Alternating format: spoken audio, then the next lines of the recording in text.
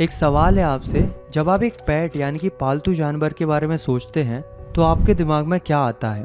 एक लॉयल कुत्ता, एक प्यारी सी बिल्ली, या शायद एक बोलने वाला तोता? पर क्या आपने कभी एक ओटर यानी कि एक उड़बिलाव को पालने के बारे में सोचा है? एक ऐसा जीव जो पानी से बेइंतहा प्यार करता है, जो बच्चों की तरह खेलता है और जो बिल्कुल एक छोटे से चॉकलेट कलर के ड्रैगन जैसा दिखता है। नमस्ते दोस्तों, मैं हूँ राहुल रावत और आज हम एक ऐसी ही अनोखी दोस्ती की कहानी सुनने जा रहे हैं। हम पढ़ने जा रहे हैं क्लास 10th इंग्लिश की फर्स्ट फ्लाइट बुक का चैप्टर, जिसका नाम है मिस बिल द ओटर। इसे लिखा है गेविन मैक्सवेल ने। ये उनकी सच्ची कहानी है। ये उनके और उनके पालतू ओटर मिस बिल के बीच के खूबसूरत रिश्ते की दास्तां है। इस कहानी में हंसी है, एडवेंचर है, थोड़ा सा चाओस है और बहुत सारा प्यार है। तो चलिए शुरू करते हैं। कहानी शुरू होती है 1956 में। Writer Gavin Maxwell southern Iraq में ट्रेवल कर रहे थे। कुछ समय पहले उनके पालतू कुत्ते जॉनी की मौत हो गई थी और उसके बिना उनकी लाइफ बहुत सूनी हो गई थी। उन्होंने सोचा कि क्यों ना इस पर कुत्ते की जगह एक ऑटर को पाला जाए। ये ख्याल उनके दिमाग में आया था कैमस फेरना में, जो वेस्ट हाईलैंड्स स्कॉटलैंड में उनका घर था। उनका घर पानी से घिरा हुआ था, यानी कि एक ऑटर के लिए वो एक परफेक्ट जगह थी। जब उन्होंने ये बात अपने दोस्त को बताई तो उनके दोस्त ने कहा कि अरे बिल्कुल, तुम्हें यहाँ तिग्रिस मार्सेस में जाना चाहिए। वहाँ ओटर्स पानी की तरह कॉमन है, वहाँ के अरब्स उन्हें पालते भी हैं, तो वहाँ से तुम्हें ऑटर आसानी से मिल जाएगा। अगले सीन में राइटर और उनके दोस्त बसरा शहर में कंसुलेट जनरल में अपनी मेल का इंतजार कर रहे थे। कुछ दिन बाद उनके दोस्त की मेल तो आ गई और वो वहाँ से चले गए, पर राइटर की मेल नहीं आई। उनका इंतजार लंबा होता चला गया। 5 दिन बाद आखिरकार उनकी मेल आई। मेल पढ़ने के बाद उन्होंने अपने कमरे में जाकर देखा कि वहाँ 2 अरब यानी कि इराक के 2 लोग जमीन पर बैठे हुए थे और उनके पास एक सैक यानी कि एक बोरी थी जो अजीब तरह से हिलडुल रही थी। उन्होंने राइटर को एक नोट दिया। नोट में लिखा था, हियर इज योर ऑटर। ये रहा आपका उड़बिलाव। राइटर का दिल जोर जोर से धड़कने लगा। उन्होंने इस बोरी को खोला और उसके अंदर से जो जीव निकला वो उनकी जिंदगी बदल देने वाला था। शुरू में वो ऑटर पूरी तरह से कीचड़ से सना हुआ था। धीरे धीरे जब वो कीचड़ सूखा और झड़ने लगा तो उसके नीचे से एक सॉफ्ट वेलवेट फर निकला जो बिल्कुल एक चॉकलेट ब्राउन मोल यानी कि छछूंदर जैसा था। राइटर कहते हैं कि वो बिल्कुल एक स्मॉल ड्रैगन जैसा लग रहा था। इमेजिन कीजिए एक छोटा सा ड्रैगन जिसके कान छोटे छोटे थे और जिसके ऊपर मड मास्क लगा हुआ था। पहले 24 घंटे मिस बिल, जैसा कि राइटर ने उसे बाद में नाम दिया, ना तो दुश्मनी दिखा रहा था ना ही दोस्ती दिखा रहा था। He was simply aloof and indifferent. वो बस अलग थलग और बेपरवाह सा था। वो फर्श पर राइटर के बेड से दूरी बनाकर सोता था। दूसरी रात वो उनके बेड पर आया और सुबह तक वो उनके घुटनों के बीच में गहरी नींद में सोया हुआ था। इस छोटी सी घटना से उनके बीच में एक रिश्ते की शुरुआत हो गई थी। धीरे धीरे मिस बिल खुलने लगा। उसे अपने आसपास की चीज़ों में इंटरेस्ट आने लगा और तब राइटर ने देखा कि ओटर्स की सबसे खास क्वालिटी क्या होती है, उनका पानी से प्यार। राइटर मिस बिल को बाथरूम ले गए। आधे घंटे तक वो पागल सा हो गया। वो पानी में उछल कूद कर रहा था, रोल कर रहा था और छप छप कर रहा था। 2 दिन बाद एक और अजीब चीज़ हुई। मिस बिल बाथरूम में घुसा और राइटर ने देखा कि वो अपने छोटे छोटे हाथों से टैप यानी कि नल को खोलने की कोशिश कर रहा है। 1 मिनट से भी कम टाइम में उसने टैप को इतना घुमा दिया था कि उससे पानी की एक तेज धार निकलने लगी। उसने पानी को चलाना सीख लिया था। कुछ दिनों बाद मिस बिल राइटर की लाइफ का एक और इम्पोर्टेंट हिस्सा बन गया। वो उनके पीछे पीछे चलता, उन्हें बुलाता। अब वो एक अनजान जीव नहीं, उनका साथी बन चुका था। राइटर कहते हैं कि ऑटर की स्पीसीज साइंस के लिए अनजान थी। बाद में जूलॉजिस्ट ने इनका नाम रखा ल्यूट्रोगेल परस्पेसिलेटा मैक्सवेली, यानी कि मैक्सवेल्स ओटर। अब वक्त आ गया था बसरा से वापस लंदन जाने का, पर यह इतना आसान नहीं था। प्रॉब्लम ये थी कि the British airline to London would not fly animals. British airline जानवरों को फ्लाई नहीं करती थी। तो राइटर ने दूसरी एयरलाइन में टिकट बुक कराई जो उन्हें पहले पेरिस ले जाती और वहाँ से वो लंदन जाते। एयरलाइन ने एक शर्त रखी। उन्होंने कहा कि मिस बिल को एक बॉक्स में ट्रैवल करना होगा जिसकी साइज 18 इंचेस स्क्वायर से ज़्यादा ना हो। राइटर ने एक बॉक्स बनवाया फ्लाइट से 1 घंटा पहले। उन्होंने मिस बिल को उस बॉक्स में डाला ताकि उसे आदत हो जाए। फिर वो जल्दी से खाना खाने के लिए चले गए।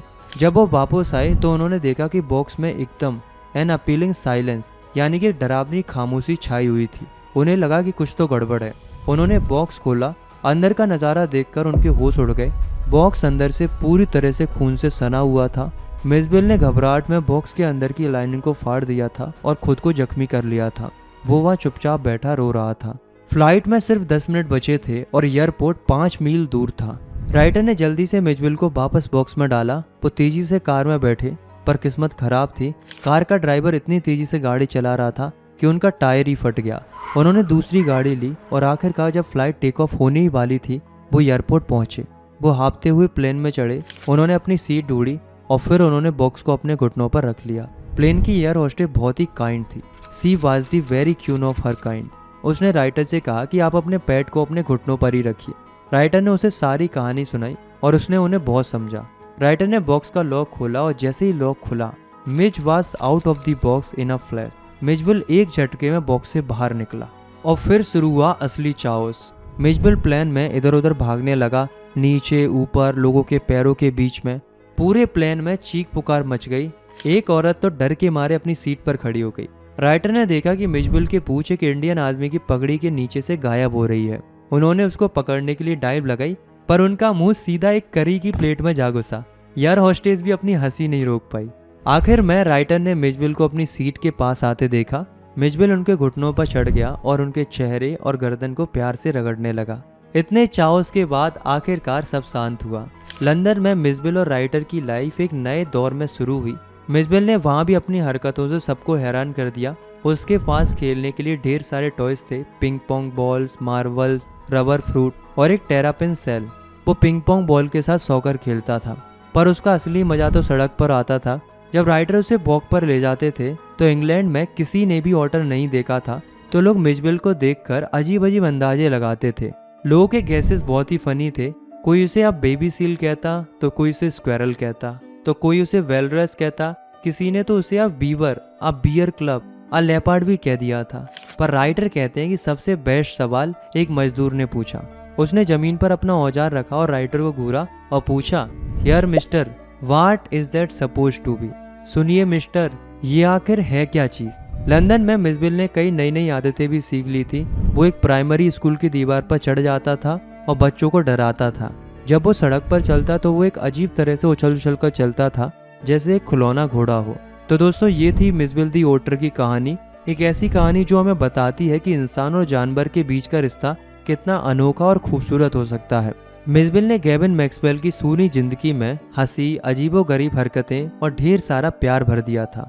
ये चैप्टर हमें सिर्फ एक ऑटर की लाइफ के बारे में नहीं बताता, ये हमें कंपेशन, पेशेंस और एक दूसरे के लिए अनकंडीशनल लव के बारे में सिखाता है। आई होप आपको ये चैप्टर पसंद आया होगा और मिचबिल की शरारतें आपके चेहरे पर एक मुस्कान ले आई होंगी। अगर कोई भी सवाल है तो कमेंट में ज़रूर पूछिएगा। और हाँ, एक इम्पोर्टेंट अनाउंसमेंट है। आपके एसएसटी और साइंस के लिए एक न्यू सीरीज आ रही है। ना सिर्फ एक सीरीज है बल्कि एक जर्नी है जो आपके बोर्ड एग्जाम की प्रिपरेशन का पूरा खेल बदल देगी। सोच के देखो दोस्तों, हर एक कंसेप्ट, हर एक टॉपिक, हर एक क्वेश्चन एक नई एनर्जी, एक नए सिनेमैटिक एक्सपीरियंस के साथ आपको समझाया जाएगा। ये सिर्फ पढ़ाई नहीं होगी, ये एक एक्सपीरियंस होने वाला है। डेट मैं आपको बहुत ही जल्दी अनाउंस करने वाला हूँ, लेकिन उससे पहले मुझे चाहिए आपका सपोर्ट, आपकी प्रेजेंस। डिस्क्रिप्शन में दिए गए सनलाइट स्टडी के टेलीग्राम और इंस्टाग्राम के लिंक्स पर क्लिक करके ज़रूर से ज्वाइन कर लेना, क्योंकि वहीं मिलेंगी आपको exclusive updates, notes, tips, special surprises और वो चीज़ें जो यूट्यूब पर नहीं मिलती। मैं चाहता हूँ कि जब ये सीरीज लॉन्च हो तो सिर्फ एक क्लास ना लगे, एक मूवमेंट लगे, because this will be absolutely free of cost. So जाओ, फॉलो करो, ज्वाइन करो और रेडी हो जाओ एक ऐसी जर्नी के लिए जिसमें पढ़ाई और पैशन दोनों एक साथ चलेंगे। Because this time sunlight study सिर्फ पढ़ाएगा नहीं, फील कराएगा। बाकी मैं मिलता हूँ आपसे नेक्स्ट वीडियो में, तब तक के लिए टेक केयर, बाय बाय।